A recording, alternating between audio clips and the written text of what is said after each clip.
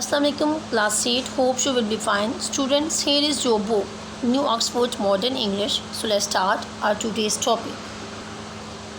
Students, today we are going to start unit number 2A, the solitary reaper. The solitary reaper. Solitary mean lonely or alone, and reaper mean a person who is cutting and binding the grain. So before going in detail, first of all we will read something about the poet of the poem. About the poet, William Wordsworth, 1770 to 1850, was one of the greatest nature poets that ever lived. He had a great poetic imagination, and his observation from nature were always accurate and first-hand. In the present poem, The Solitary Reaper, the Wordsworth describes a solitary highland lass, her song, and the profound effect it had on him. This is just one of the many poems Wordsworth wrote about people of the countryside and their relationship with their surroundings. It is one of the Wordsworth's finest lyrics. Mean के हमारे जो poet हैं Wordsworth वो nature से बहुत ज़्यादा fascinated है और उनकी जो ज़्यादातर पोइट्री है वो नेचुरल ब्यूटी पे या नेचर से रिलेटेड जो ऑब्जेक्ट्स हैं उन पे बेस करती है। और जो प्रेजेंट पोइम है इसमें उन्होंने एक सोलिटरी हाईलैंड लैस के सॉन्ग को डिस्क्राइब किया है। मीन कि उस गर्ल का सॉन्ग उन्हें इतना ज़्यादा अफेक्ट करता है कि वो उसको भूल नहीं पाते और उस सॉन्ग से रिलेटेड मतलब कि उस सीन को अफेक्ट करने के लिए वो एक पूरी पोएम लिख देते हैं।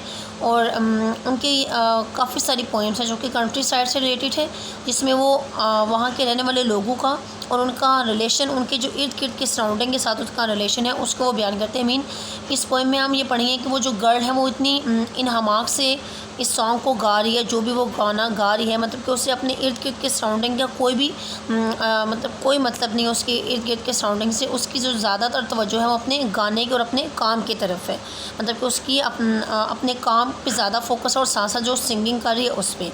तो ये जो वर्ड्सवर्थ की तमाम पोइम्स हैं उनमें से सबसे बेस्ट माने जाने वाली पोइम है।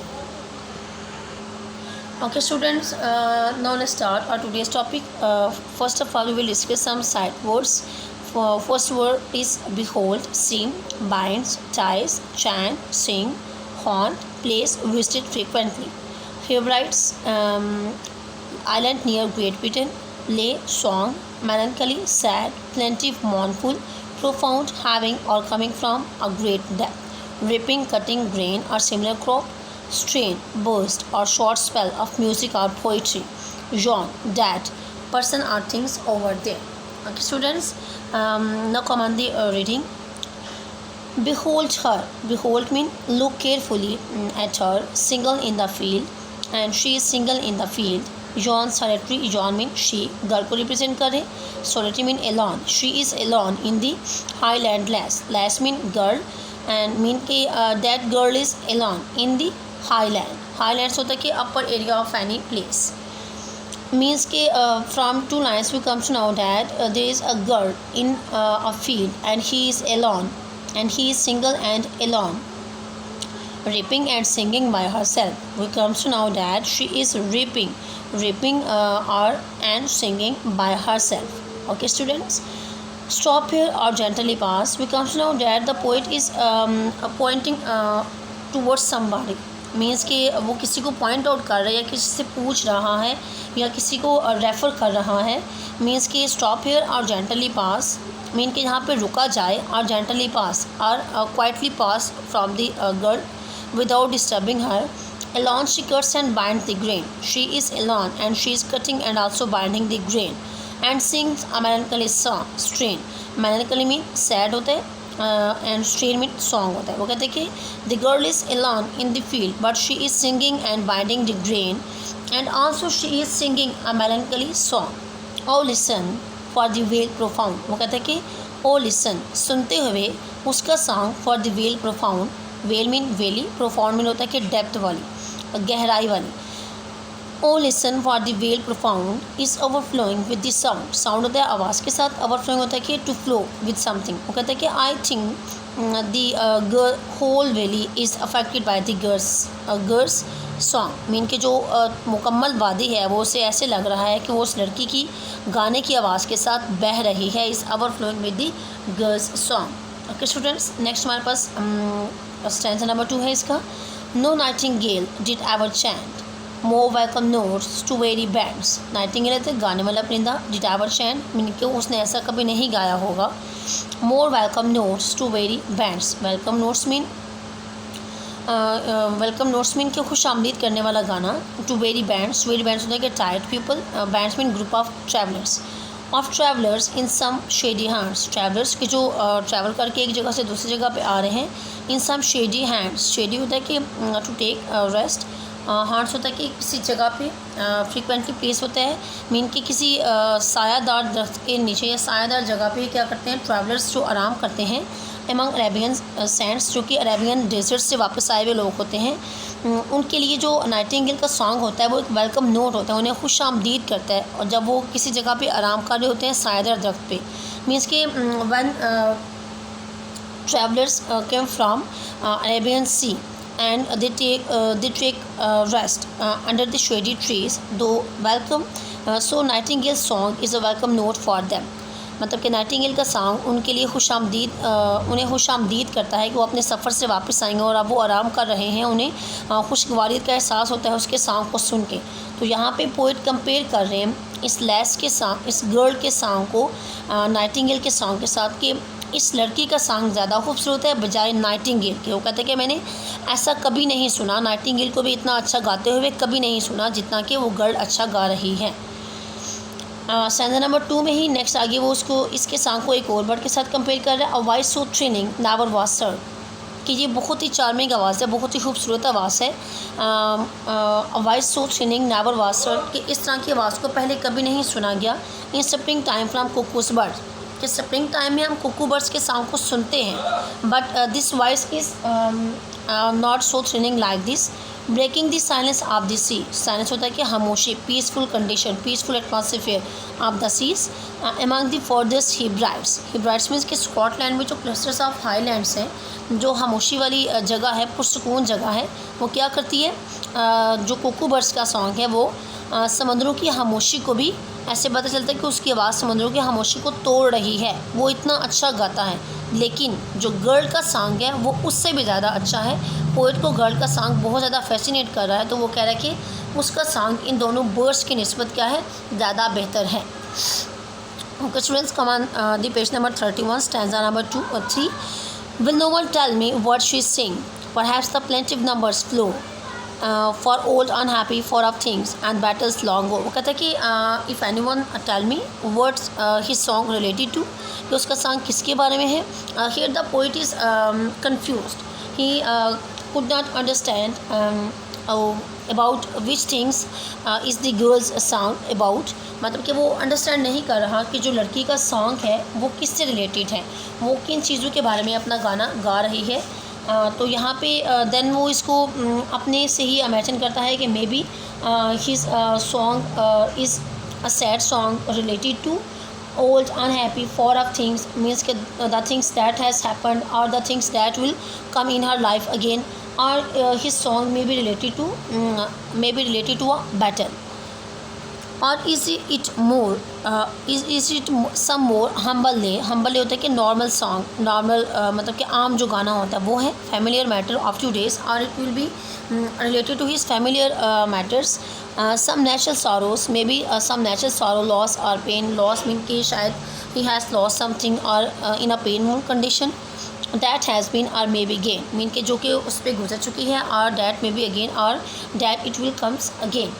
जहाँ पे वो लोग कहता है कि may be it is a normal song और रिलेटेड टू डेली अफेयर्स, और a natural song of loss और पेन, मीन कि शायद उसने किसी को खो दिया है, किसी दुख भरी कैफियत को वो एक्सप्लेन कर रही है अपने गाने में, और she is expressing her personal feelings और the feeling that will comes to her, means कि उन फीलिंग्स के बारे में बात कर रही है जो कि वो उसने फील की, और that will comes to her, जो कि उसको दोबारा पेश आने वाली हैं। लास्ट स्टैंजा में देखते हैं जी, whatever the theme the maiden sing, maiden होता है कि यंग गर्ल का जो सॉन्ग है उसका मे बी कोई भी थीम हो, I don't know about the theme, as if her song could have no ending, and I think so, it seems to me that his song has no ending। I saw her singing at her work and over the sickle binding. Sickle होता है कि जो उसने grain cutting की हुई है, mean के जो कटिंग टूल है उसके साथ वो क्या कर रही है, सिकल बाइंडिंग, अपनी जो ग्रेन है उसको वो कटिंग करती जा रही है। मीन के वो कह रहे हैं कि जो यंग गर्ल है he is continuously singing and doing his work also and it seems that it song has no ending. I listen motionless and still. Motionless होता है कि बेहिस्सो हरकत, एंड स्टिल क्वाइट, कहते हैं कि आई वॉज मतलब कि standing quietly and listening to the song of the girl and as I mounted up the hill. और जब मैं उसके हम सॉन्ग को खामोशी से सुनता रहा कई टाइम तक, बिल्कुल खामोशी के साथ, और फिर मैंने आई माउंटेड अप द हिल, मैंने मतलब कि going up the hill, mean के उसने क्या किया, क्लाइंबिंग अप द हिल, उसने पहाड़ पे चढ़ना शुरू कर दिया। तब भी वो कह रहे हैं कि मुझे उसकी आवाज़ आ रही है, स्टिल अभी तक मुझे उसकी आवाज़ महसूस हो रही है। The music in my heart I bore, वो कहते हैं कि फ़ील करना, हर्ट में, बोर का मतलब है किसी चीज़ को आप अपने दिल में महसूस करें। Long after it was heard no more, वो कहते हैं कि I know that I could not hear its song, I could not hear her song again. मैं उसका सॉन्ग दोबारा नहीं सुन सकूँगा, but I can feel her song in my heart also. Means के वो कह रहे हैं कि उसने लास्ट पैराग्राफ में बताया कि उस गर्ल का सॉन्ग, उसका मुझे कोई थीम नज़र नहीं आ रहा, लेकिन थीम के अलावा मुझे ये लग रहा है कि उसके सॉन्ग की कोई एंडिंग भी नहीं है। मे बी वो ऐसे गाना गा रही है जैसे कि उसका सॉन्ग कभी ख़त्म नहीं होगा, और वो काम के दौरान भी अपना गाना जा रही है, कंटिन्यूसली वो अपने काम पे भी फोकस किए हुए और अपने सॉन्ग पे भी जो वो गा रही है। और फिर वो कहता है कि मैं जानता हूँ कि इसका सॉन्ग मैं दोबारा नहीं सुन सकता, लेकिन फिर भी इसके सॉन्ग को मैं अपने दिल में महसूस कर सकता हूँ और मैं महसूस करूँगा। ओके स्टूडेंट्स, ये था हमारा आज का टॉपिक। इसमें हमने पोइम को रीड आउट किया, द सॉलिटरी रीपर। और जो एक चीज़ इससे रिलेटेड मैं आपको यहाँ पे बताती चलूँ कि ये पोइम है जो हमारी, ये एक बैलेट है। बैलेट मीन कि एक long poem, song that tells us a story, कि एक लॉन्ग पोइम होती है या सॉन्ग जिसमें हमें किसी चीज़ के बारे में बताया जाता है। वो कैन नॉट जज how long a ballot is, means कि हम इसकी बारे में नहीं बता सकते कि ये कितनी इसकी लेंथ होगी या ये कितनी शॉर्ट होगी या लॉन्ग होगी। It flows with the poets mood, क्योंकि इसकी जो बेसिक रीज़न है वो ये है कि ये पोइट के मूड के साथ फ्लो करती है। ये पोइट के मूड पे डिपेंड करता है कि जो बैलेट वो राइट डाउन कर रहा है वो शॉर्ट होगी या लॉन्ग होगी। ओके स्टूडेंट्स, ये जो हमारी पोएम है ये फर्स्ट रिटन हुई थी ना 1805 में, and it was publish in 1807। We have finished its reading. Now come on page number 32, we will complete our exercise 1 part 2। Okay students, let's start our exercise number A है जी understanding the poem. इसका part 2 हम करेंगे क्योंकि हमारे syllabus में part 2 is included. And dear students, the part 2 of means के reference to text is completed on your notes, means given on your notes. You have to learn the question answers from your notes. Here I will read the question and the answers just for your understanding. Alone she cuts and binds the grain and strings a melancholy strain. Mean के in line से related हमारा question number 1 है कि who is the poet addressing at this point, कि poet किसके साथ address कर रहा है, किसके साथ बात कर रहा है। इन लाइन्स के according the poet is possibly addressing anyone passing by at this time, कि वो क्या कर रहा है, किसी से एड्रेस कर रहा है, शायद जो उसके पास से गुजर रहा है, कि वो गर्ल क्या कर रही है, कटिंग कर रही है और बाइंडिंग कर रही है ग्रेन्स को, और वो फिर एक सैड सॉन्ग भी गा रही है। Okay, who is she and where is she, वो कौन है जिसके बारे में पोइट बात कर रहा है, एंड वेयर इज़ शी, और वो कहाँ है। शी इज़ अ रीपर, वो एक रीपर है, इन द फील्ड, एक खेत में, cutting and binding the grain, जो कि ग्रेन को कटिंग भी कर रही है और बाइंड भी कर रही है। What kind of effect did she have on the poet, उससे किस किस्म का जो इफ़ेक्ट है पोइट पे उसके सॉन्ग का हुआ है। Her singing deeply affects the poet, उसके गाने ने बहुत गहराई में जाके पोइट को मुतासर किया। Her song is remembered for a very long time, और उसका जो गाना है वो पोइट बहुत लंबे अरसे तक याद रखेगा या उसने याद रखा। What does melancholy strain mean and which other synonymous phrase does the poet use later in the poem? कहते हैं कि उसने कौन सी मतलब कि जो फ्रेज़ है melancholy strain, इससे क्या मुराद है, और नेक्स्ट उसने कौन सी मिलती जुलती इससे फ्रेज़ यूज़ की है लेटर इन द पोएम। तो यहाँ पे हम देखते हैं जी हमारा आंसर है। ओके स्टूडेंट्स, तो फ्रेज़ है जो हमारे पास melancholy strain, इसका मतलब है sad song, and later the phrase plaintive number is used. Okay students, come on the part number 2, part B, refer to text का A voice so thrilling never was heard in springtime from the cuckoo's bird. कहते हैं कि Kuku bird की जो गाने की आवाज़ है, it was so thrilling that we can't heard anymore. Number 1 question है हमारा, prior to this which bird song is the reaper's song compared to. इस लाइन से पहले या इन लाइन से पहले जो रिपर का सॉन्ग है वो किसके साथ कंपेयर किया गया. The reaper song is compared to nightingale. जो रिपर का सॉन्ग है वो इस लाइन से पहले नाइटिंगेल से कंपेयर किया गया. Where might the cuckoo birds be heard. वो कहते हैं कि हम कुकू बर्ड को कहाँ कहाँ पे सुन सकते हैं. The cuckoo bird song may be heard among the forest Hebrides. कि हम उसके सॉन्ग को फॉरदेस्ट हिब्राइट्स तक भी सुन सकते हैं. What might this thrilling voice do there. ये खूबसूरत दिलकश आवाज़ वहाँ पे क्या करती है. There this thrilling voice will break the silence of the sea. वहाँ पे ये समंदरों में पाई जाने वाली जो खामोशी होती है, पीसफुल जो एटमॉस्फेयर होता है, उसको भी ये ब्रेक डाउन कर रही होती है. ओके स्टूडेंट्स, ये था हमारा आज का टॉपिक. आज हमने इसमें सॉलिटरी रिपर की रीडिंग को फिनिश किया. नेक्स्ट उसके हमने वर्ड्स मीनिंग डिस्कस की और एक्सरसाइज ए का पार्ट नंबर 2 हमने कंप्लीट किया. Okay students, you have to learn the words meaning and exercise A part 2 from your notes also. Then for the next lecture, okay students, take care of yourself and Allah Hafiz.